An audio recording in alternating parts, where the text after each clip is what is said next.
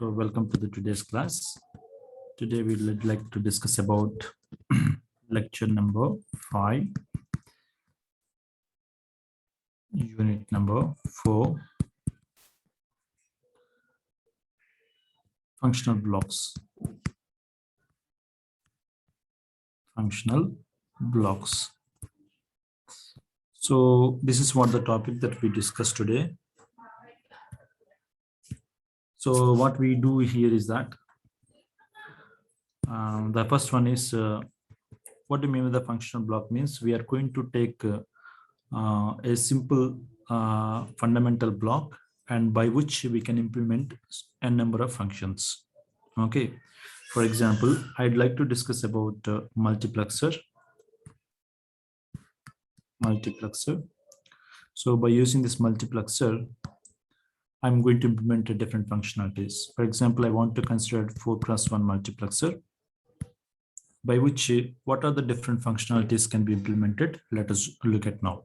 Okay, so let us see how the multiplexer is look like. Everybody knows that multiplexer is a combinational device which selects only one input and produces an output based on the selection lines.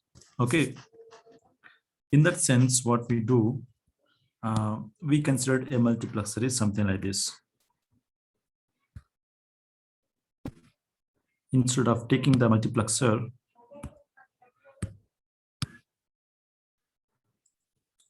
copy, and then I want to paste it here.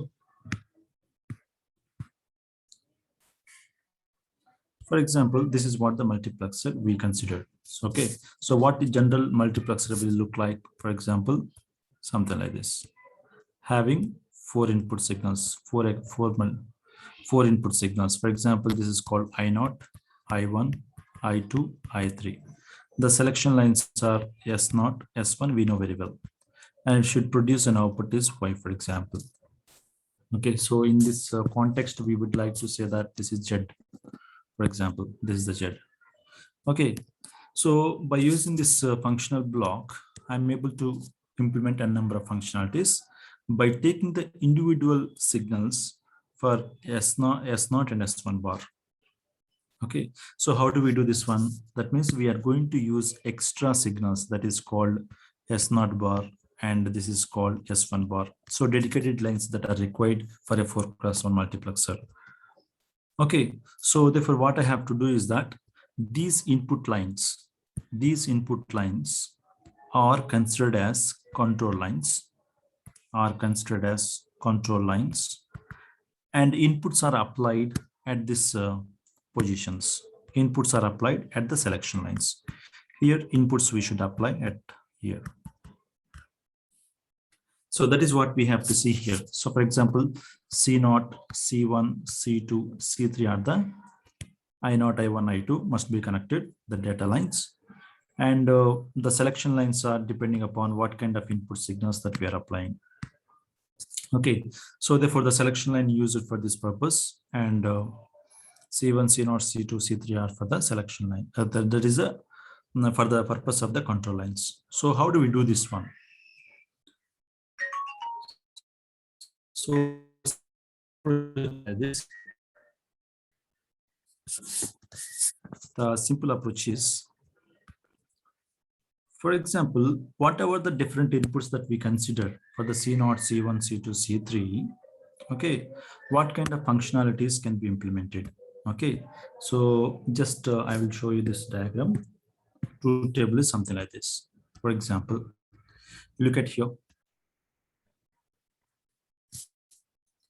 So what I am doing here is that, for example, I'm applying the inputs at this place now. Sorry, I'm applying the control lines here. So the control lines are something like this. If C0, C1, C2, C3 are 0, 0, 0. Okay, so what is the functional output we will get? So nothing else here. We are not applying any input signals here. Therefore, that output is equal to 0. For example, if the C0, if you select high, that means C0 is equal to high if you select. That means this signal has to go as an output, right? So if this signal wants to go as an output, what is the selection lines should be? As everybody knows that selection S0, S1, if you write like this, or better you write it as S1 as MSB bit, S0 is LSB bit, something like this. Y, for example, 0 0 0 1 1 0 1 1. If first one is I0 will be selected, the other I1 will be selected, I2 will be selected, I3 will be selected, right? So which means that if you want to select first signal, S1 is complemented signal is there, S0 is also complement signal is required. So that's the reason why the possibility is that if you see what is the S0 bar is connected here, you observe here. So this is actually A0. Okay. So therefore, what we can say that there is a possibility of A0. Of course, what is another possibility? S1 is also required. Sorry, S1 bar is also required, right? S1 bar is also required. For that one, we need B bar into B bar is required. It is also said that it is simply not A plus B whole complement, right? So that is what the function can be implemented. That means it is possible to implement NOR gate, two input NOR gate by using the available multiplexer. Agreed? Now, so for example, if you go to this one, for example, so then this one is the input is selected. So therefore, some random function will be implemented that is called A bar dot B, sorry, A into B bar is implemented there. Because here is what we need, S1 bar is required, here S0 is required. So, but S0 bar is connected to what we have, what it is connected, S1 bar is connected to B bar. Okay, so S0 is connected to A. So therefore, this is the function is implemented. Okay, for example, you consider these two. That means that we need, for example, C0 and C1 both are required. C0 and C1 means these two are required normally. Okay, so if you do this one, what will happen? S1 bar is required into S0 bar is required plus S1 bar is required, S0 is required. So if you take a common S1 bar, so this value becomes 1. That means only S1 bar is required. What do you mean by S1 bar? S1 bar is nothing but simply B bar is connected to that one. So just it is a not operation among this one. Like this, n number of functionalities can be implemented. So therefore, this is what we normally considered as a functional block. So by using this functional block, n number of functions can be implemented by using this one. Okay. So like this, for example, the size of the 8x1 multiplexer is increases, some more functionalities can be implemented. Okay, so this is the one of the important fundamental block about the multiplexer. Okay, fine. So now another important functional block, let us look at here. So that is adder block. Okay, of course, before going to the adder block, we will do the memory element. For example, let us consider dynamic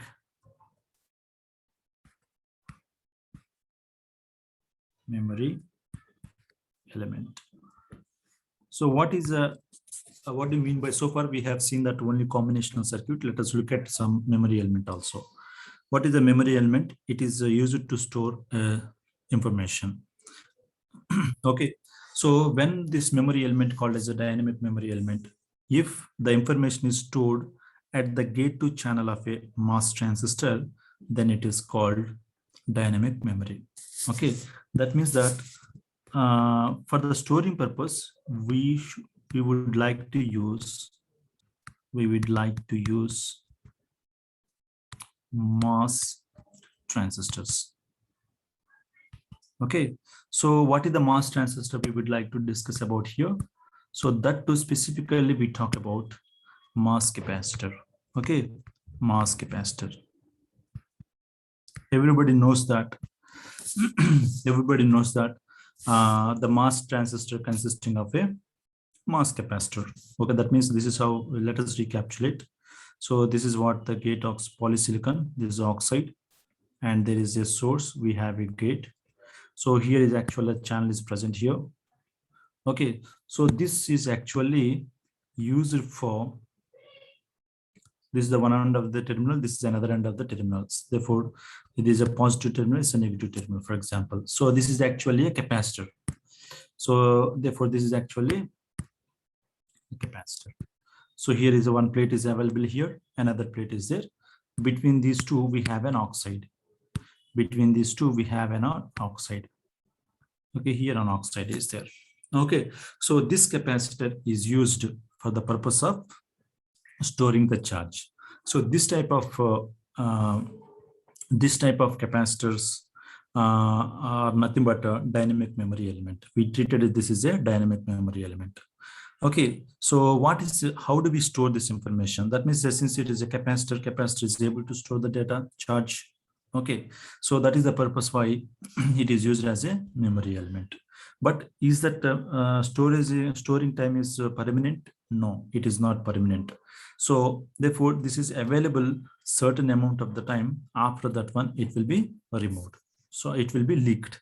So how do we represent the circuit model for this dynamic resistor? Okay, let us see circuit model for dynamic memory mechanism.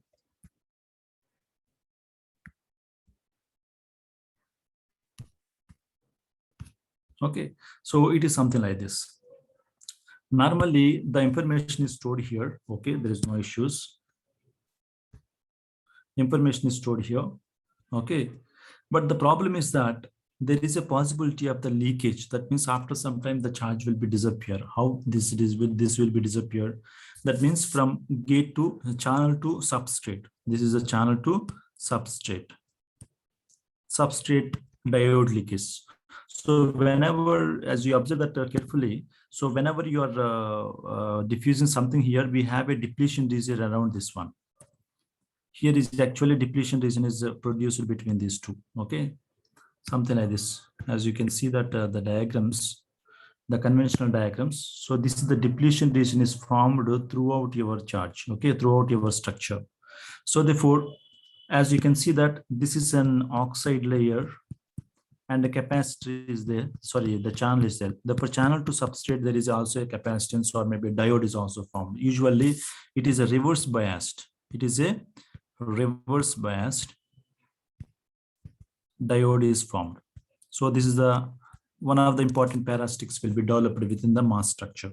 Okay, not only the capacitor. In the circuit model, we have seen this one. Reverse biased diode is also formed. So through this reverse biased diode, whatever the charge that is stored there, that will be leaked through that one. Okay. So therefore, what is the circuit symbol for this one is something like this.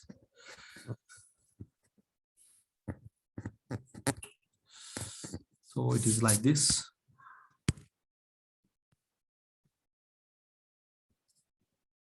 Copy, and then I would like to paste here. Okay, so this is how it looked like. So it is a gate to channel capacitor circuit model for this. This is the circuit model. So this is the gate to channel capacitance. Okay, therefore this can be leaked through the reverse biased p junction. So this is actually channel to substrate reverse biased diode. It is gate to channel capacitance, gate to channel. So once we stored the charge in the channel, after some time that will be leaked through the channel to substrate capacitance. Therefore, the storage capacity is not permanent. So after some time, it will be disappear. We have to refresh the data. Such type of memory elements are called dynamic memory elements. So circuit model that we have seen, general circuit for dynamic resistor, general circuit for dynamic memory element.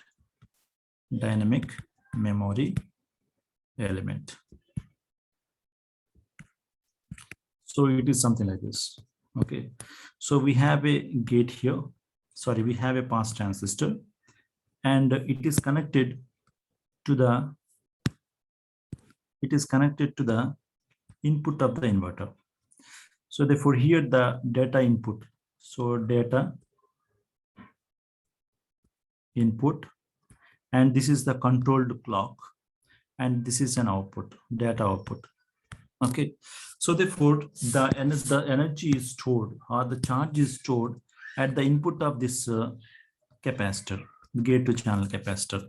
So therefore it is a 8:1 ratio device that we have to consider. Or a physical device is something like this. We have to take a NOT gate here, something like this. A depletion type mode transistor,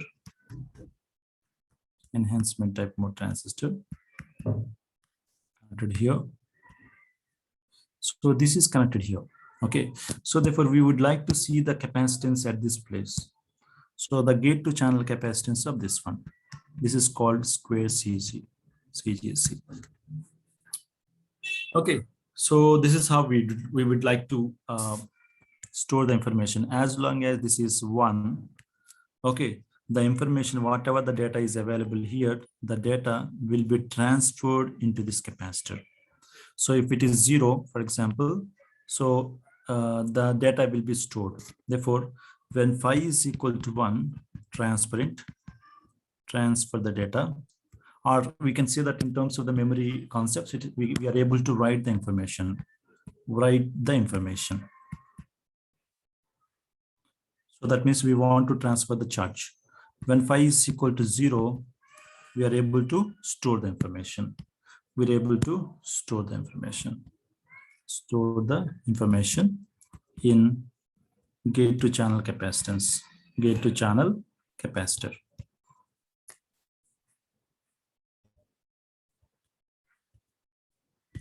Right, this is what we say. So the question is that how long this charge will be available within the gate to channel capacitance. So like this, we will do it here only. Okay, for example, if you are considering the 5 volts voltage, VDD is, for example, if you take 5 volts supply voltage you consider, and for example you consider CG is equal to 1 by 100 picofarads if you consider. Okay, next reverse saturation current is IS is equal to 0.1 nano amperes. Okay, then what is the holding time? Charge holding time. And so as everybody knows that Q is equal to C into V. Okay, what is the charge here now? Since I is equal to Q by T, right? Therefore, T is equal to Q by I. So therefore, we need to have Q is equal to I into E. Therefore, I into T is equal to C into V. If T is equal to C into V divided by, if you calculate this one from this above equations, from the above data, it will be 0.5. It will be 0.5 milliseconds. So this much amount of the time it is able to store. After the 0.5 millisecond, you cannot find the charge in the capacitor. Okay, so it will be leaked through the reverse bias diode. Okay, so now, so based on this particular approach, let us realize a 4-bit resistor. Let us realize 4-bit dynamic resistor.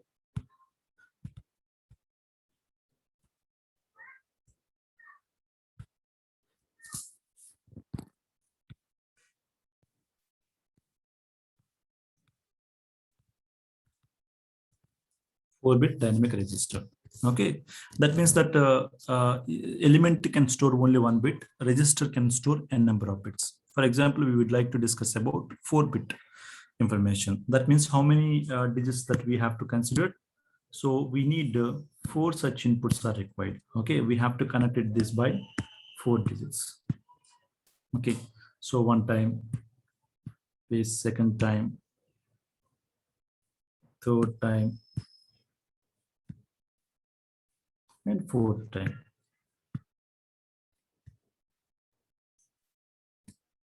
Agreed?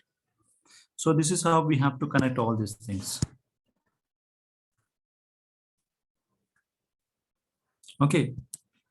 But maintaining, so it's very important to note that. So this is how generalized way to look at the data input and data output in this way.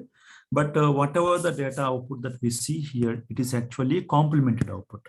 It's a complemented output.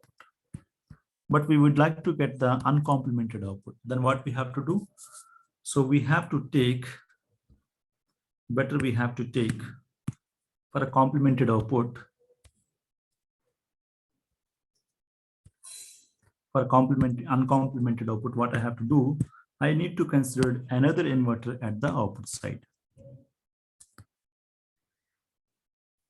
Okay, but it is not a good advice to consider it in this way. But instead, what I have to do, so I want to see this uncomplemented output after by applying some kind of clock signal. So another control signal is required for this. So for example, this is phi 1, this is called phi 2 we can consider.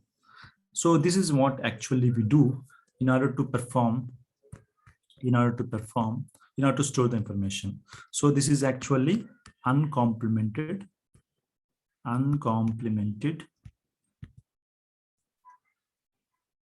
output can be seen here. So but the phi 1 phi 2 are mutually exclusive. Phi 1 and phi 2 are mutually exclusive. That means once if it is 1, it must be 0. If it is 0, it must be 1. Okay, that's it we have to do. Okay, so the reading and writing purpose that we normally consider in a systematic method that we have to get this information in something like this. Okay, so I will show you that.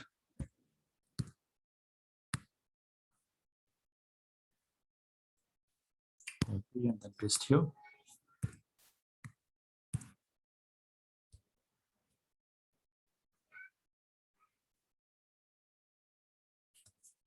Okay, so what we do is that, so when the load signal is equal to, when phi is equal to 1 and the LD is equal to 1, that means if this is 1 and this is also 1, then the information will be stored. It is actually a stick diagram, mixed stick and symbolic representation. So if it is a, this is how, if you write like this, instead of doing this one, I'll use the stick diagram here. So what is that one?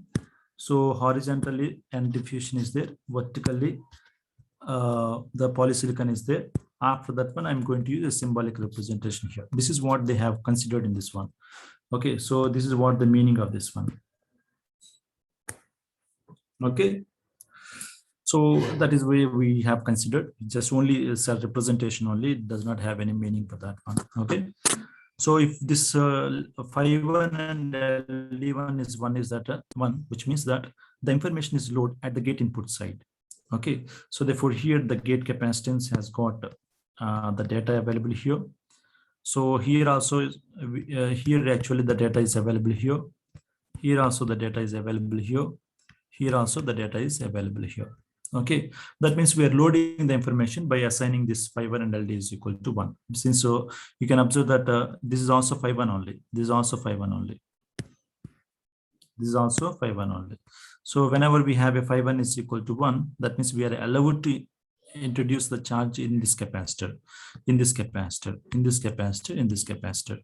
Okay, so this is called writing of information, which means that we are able to write the information.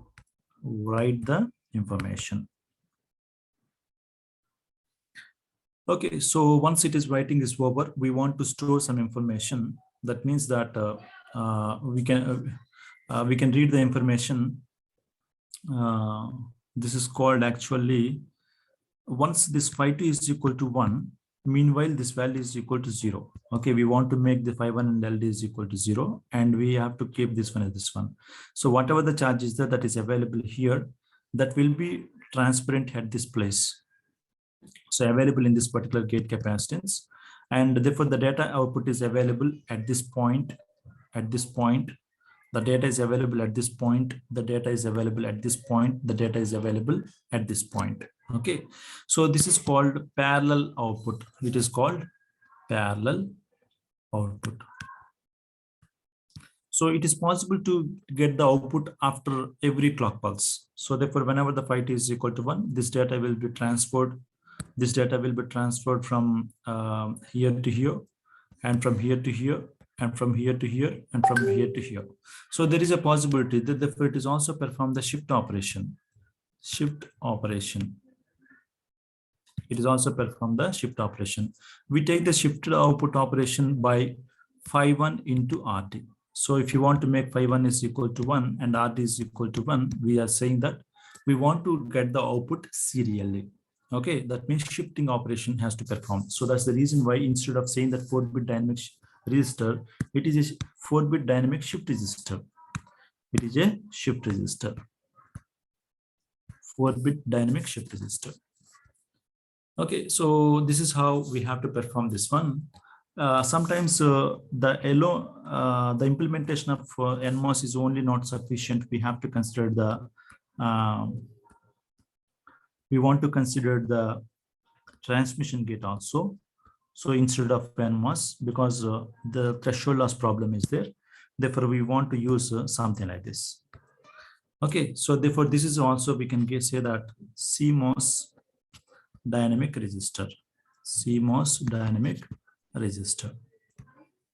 Okay, so therefore in order to avoid the threshold problem of NMOS transistor, we would like to use the transmission gate, something like this. Okay, now, so let us consider another one. It is called PLA, programmable logic array.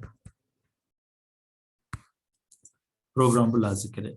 So everybody knows that what do you mean by programmable logic?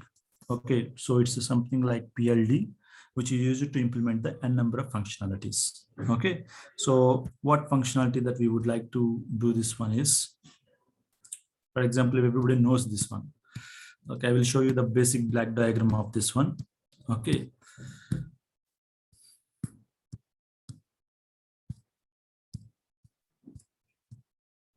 Just a second. Yeah.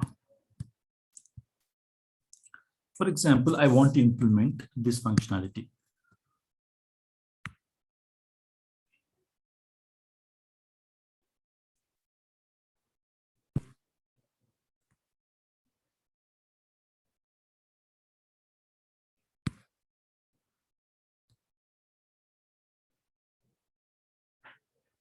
I want to implement this functionality, copy, and I want to paste here.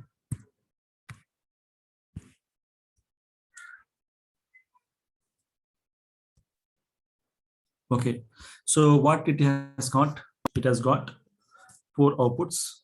It has got 4 outputs, 1, 2, 3, 4 outputs.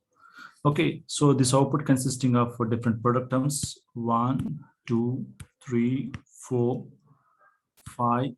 Okay, and these individual product terms are, these are all 5, 6, 7. Okay, and then yeah, 8 functionalities are there. I think 8 and 9, I think so. So these many number of functionalities we have. So generally PLDs are fixed in configuration. So what is the configuration? Let us consider. So this is look like something like this. So copy and then paste here. So this is what available PLDs there, for example. Okay, so what is this available PLD? So logic representation of what we can call it as logic representation of PLA. So what it has got, it is allowed 5 inputs. Okay, it has got how many AND gates? 1, 2, 3, 4, 5, 6, 7, 8. 8 AND gates are there. How many outputs are there? 4 outputs are there. So therefore 584 PLA we can call it as. We can call it as 588. So by using this 588 PLA, it is possible to implement the given functionality. How do we implement this one? Just everybody knows this one. What is that? For example, if A is required, for example, Z1 is required. For example, I want to keep it, this is a Z1, for example. So what it required, A is required. So this A is required. Next, B complement is required. Next, B complement, D complement, E. Yeah, B complement is required.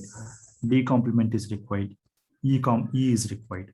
So all these things must be connected to one product term, and that product term is necessary for us for the Z1. Okay, one product term is Z1 is realized. Next, another one is this one: A complement, B complement, C complement, D complement, E complement. A complement. Okay. Next. Yeah, so here they have mentioned A complement, B complement, C complement, D complement, E complement. So this is the one another product term. Like this, so how many product terms are there? 4 product terms are there. Therefore, we have considered 1, 2, 3, 4 product terms are there. Something like this we can configure, or we can provide the switch between the elements in order to perform the Z1. So what is the generalized block diagram for this? General block diagram. General block diagram of PLA. So what is there here actually? So something like this. So there are the 2 approaches are there. One approach is AND or logic approach. One is called AND or logic approach. Okay. So here what we do is that, so whatever this is called, whatever the thing that is called here, so this is the entire thing we can call it as AND plane. This is called AND plane. So this is what we can say, that this is an AND plane. So whatever this is there, this is called as OR plane. So this is called an OR plane, right? So therefore the inputs are passed through the register. Inputs are passed through the register, and output is also taken from the register only. So that means we have to apply the inputs in this through this input register, and connect it to the OR gate, and connect it to the AND gate, and connect it to the OR gate, get back the output from through the registers. So this is what the general representation. This is called AND OR logic. This is called, we are using the AND OR logic methodology. But it is possible to implement by using the NOR possibility, NOR logic. So therefore, because we using the universal gates are very essential. So therefore, it's better to consider with the help of universal gates. So therefore, in order to use this universal gates, we have to care is required. That means the inputs must be complemented. So whatever the things are there, those implementations is observed in this methodology. What we do, so it is necessary to consider that. So inputs are passed through the input registers, inverting registers. Inverter is required. That means whatever the inputs are there, through the inverters, we have to connect it. Then only it is possible to use NOR. Here also, instead of AND gate, we are using the NOR. Please remember that instead of AND gate, we are using the NOR plane. So here also we are using the NOR plane. So if you want to use this NOR plane, it's essential to consider that the outputs are passed through the registers. So passed to the inverting registers. Please remember, the inputs are connected through the inverters. Output is also taken from the inverters only. Right. So what is the CMOS VLSI implementation of this one? VLSI implementation of what is the implementation? VLSI implementation of PLA. What is that thing? So what we have to do is that we use the MOS transistors for the purpose of switches. How do we look like this? So something like this. Copy, and then I would like to paste here.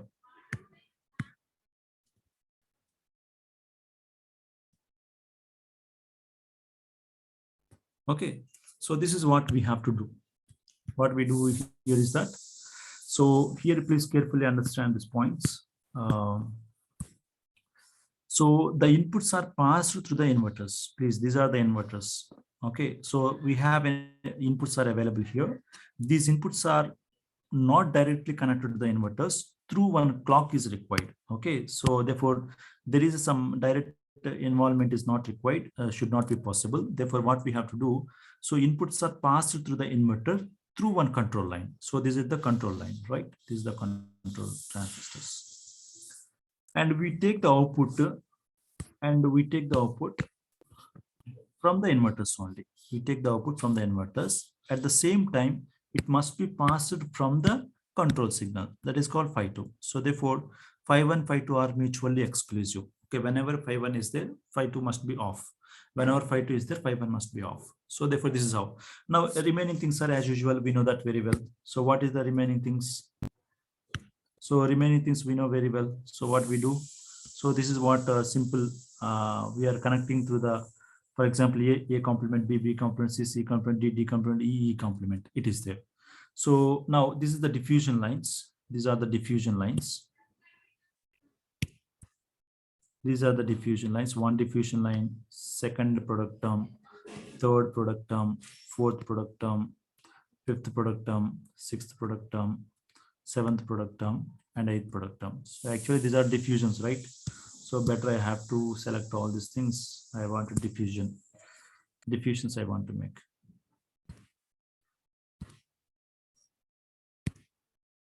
Diffusions. Okay. Inputs are connected.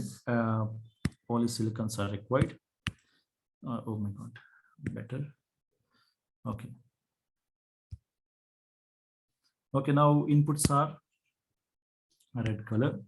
So therefore inputs polysilicons are observed at this point. So this is the one point that we have to do it here.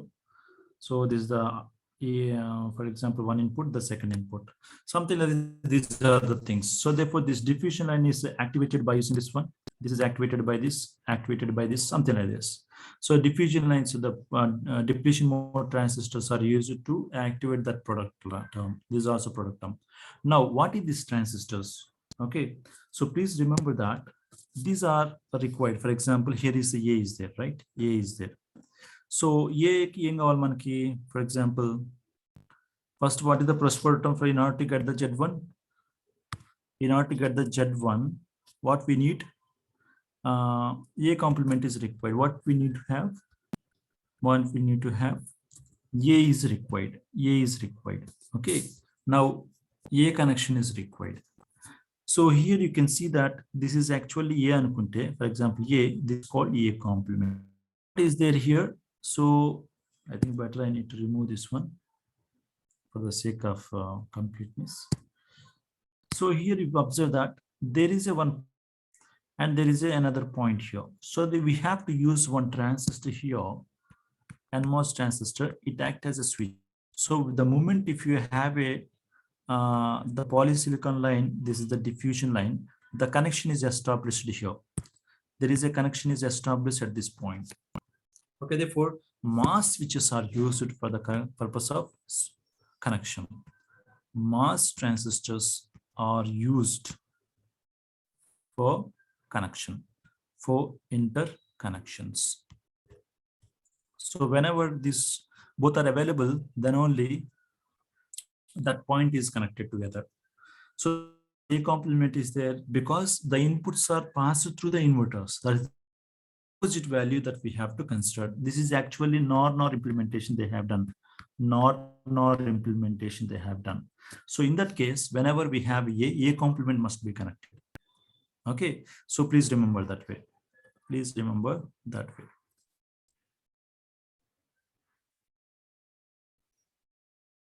Okay, like this, I'm sorry, actually what we have done here.